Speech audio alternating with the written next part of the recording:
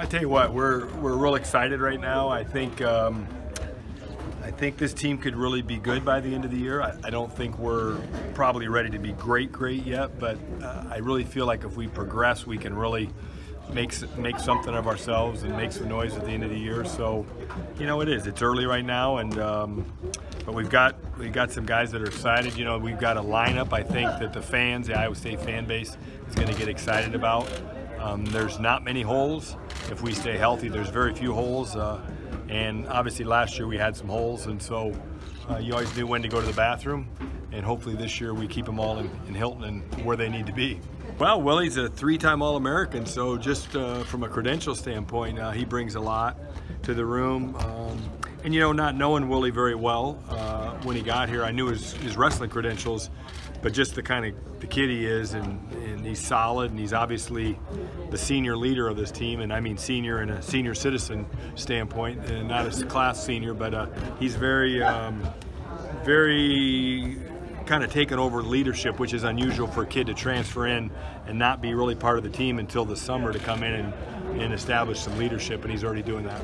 Ultimately, you want to get everybody on the same page, and that's cliche, but that's the truth. And so last year to me was really a feeling out process from every aspect, from everything gelling, was feeling everything out and getting, you know, I wasn't in the mindset of, hey, we just need to start kicking guys off the team or anything like that. I really wanted to see what we had and give guys a chance and ultimately see who wanted to stay. You know, some of the guys that left last year left on their own will. It wasn't anybody running them off. It was just, to me, I really value guys that love wrestling.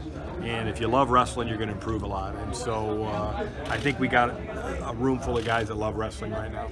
The guys that, you know, Allison filled in for us last year, got hurt. He's improved. We got a good kid that came in, was a four-time state champ from Hawaii. And then, of course, the best part was we got a transfer mid-semester last year from Rutgers, and Alex Mackel, who was an Ohio prep and did really well in Ohio. So he's established himself as a leader right there, and you know, he's had a really great experience since he's been here since, I guess, December.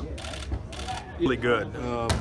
He's probably the one guy right now that in the room, and I shouldn't say one guy, but he's one of the guys that you really see like just scoring a lot of points right now and just really super aggressive in the style that we want out there for us on the weekends. So I'm really excited to see what he can do this year. I think he's going to be a guy that, you know, probably come in. I don't think he's ranked in the top 20, but I think he's a guy that could progress.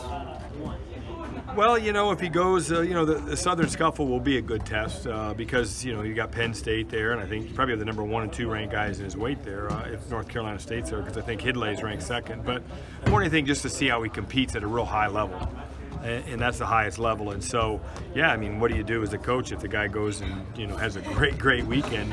Do you sit him? What do you do? You know, but right now, I can tell you we're 98% sure that we're going to keep him where we're at, and I say that 98%, you know, meaning it, that we're going to keep him as a red shirt and let him progress. I mean, common sense tells you a 20-year-old David Carr as a freshman is going to be better than a 19-year-old David Carr as a freshman, because that kid loves wrestling and he is a total sponge, full sponge, and so he's going to just keep getting better and better.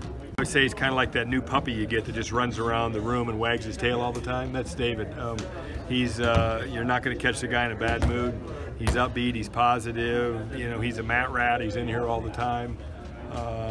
Super positive, you know, with the way he was raised with his mom and dad. They're just super positive people. He just brings that attitude to this room. I think we're going to, if he keeps progressing, we probably right now will not wrestle him in the Cyclone Open. He's probably more like the next week. Could he go there? Yeah, but I mean, he's going live, he's looking great. There's the knee, we needed to do that knee because it had been bothering him off and on for 6 months, so I'm glad we made that call. But I still think he's probably a week away. I mean, if it was just one match that weekend, Cyclone Open, we'd probably go, but I still think it's fair to throw him into a tournament right now. Now, he's going to want to go, but he's not the coach, so. I think Marcus is a guy that's got a lot of talent and a lot of ability. You know, we've got some buzzwords that we're selling hard to this team right now, and consistency is one of them. And I think I need Marcus to tattoo that on his forehead So he sees it every morning when he gets up that, you know, if he can be consistent in this room, he can be consistent across the street. And, but the ability's there. The ability's there. Right now probably is Jennings, just because St. John's banged up with the knees, probably a couple weeks away. But those two will battle it out when it gets down to the nitty-gritty. You know, both of them made a lot of improvement. I mean, if you look at it on paper, you know, that's probably the one week. You know, people out there that don't know anything about Iowa State wrestling will look at it and say that's our weak weight. But I think those two guys are going to have something to say about that. You know, and I'm going to challenge them and put that chip on their shoulders so they can show everybody that that's definitely not the case. And Ethan Anderson, and we're probably going to redshirt Dugan. Dugan looks really good. He competes toe-to-toe with those guys. You know, right now I see Gremmel kind of stepping up right now as an early leader, but there's a lot to be decided yet. You know, those guys we're going to really use the Cyclone Open probably kind of as the first round of our wrestle-offs and just see. I'm a competition guy. If we have to put guys in here toe-to-toe later in the year, we'll do that, but that's probably not a move I'll make until late in the year. I like to see how guys compete, and they're going to get to compete in a couple opens. I mean, we potentially have the Cyclone Open, the Lindenwood Open, and the UNI Open. So I got all kinds of wrestle-off opportunities here with real refs and in real competitive situations. I see him improving right now. I see him improving, and I haven't, you know, and I don't sugarcoat stuff. There wasn't a lot of improving weekends last year. There is a ton of ability, but I'm going to kind of just hold steady here and not get too excited, but sometimes I get real excited when I see him, and so there's no question that dude can wrestle. Ryan Leisure will make a push at 141 this year. He will. He's done a really good job with his weight. He's gonna compete against Parker for that spot. So we'll see. You know, he's kind of like Coleman. He needs to get that consistency stamp on his forehead too, because there's days that he comes in here and you're like, wow. But then there's other days it's like, you know, I don't know. And so we got to get more of those wow days. The roommates last year and this year, yep. So whatever they're drinking, we need to get. Gomez is their other roommate too, so they need to drink out of Gomez's glass, all right, and not drink out of each other's glass. But no, those guys both are talented, Leisure and Coleman, you know. So if they're listening to me now, I'm motivating them. Hopefully, right now, they might be mad at me, but I'm motivating them.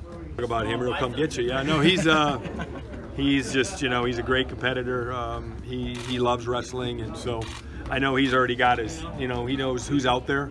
He's excited to go to the first couple tournaments. I think he's already figured out, I think in 3 of our first 4 dates, he's going to get 2 top 6, top 8 guys. And he's talking about that already. And that shows you what, you know, what kind of thoughts he has about where he should be at the end of the year. He's good days with that. Some days he's bad. He likes to experiment. Sometimes that drives you crazy because I think he lets guys get to his leg too much in practice. And so I know Coach St. John and I are both always harping at him to stop letting guys get to his legs, but right when we do that, he does something, you know, pretty spectacular when they got his legs. So you never ever want to take what makes somebody great away from him, but we do need him to understand that he's got to be the guy that's got the leg more than the other way around.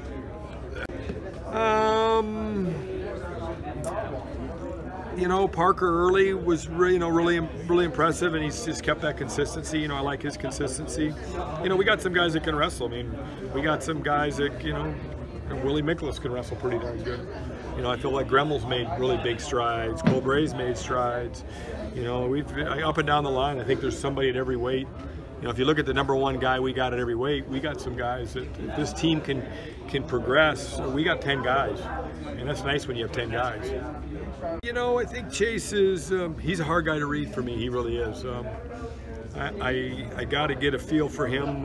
His actions show that this is important to him, and you know, he's got to go out and he's got to learn from last year and make some steps. And so we don't need to be in all these one-point matches with some of these guys. We need to go out and establish our dominance and take it to some guys. And so I'm challenging him to do that.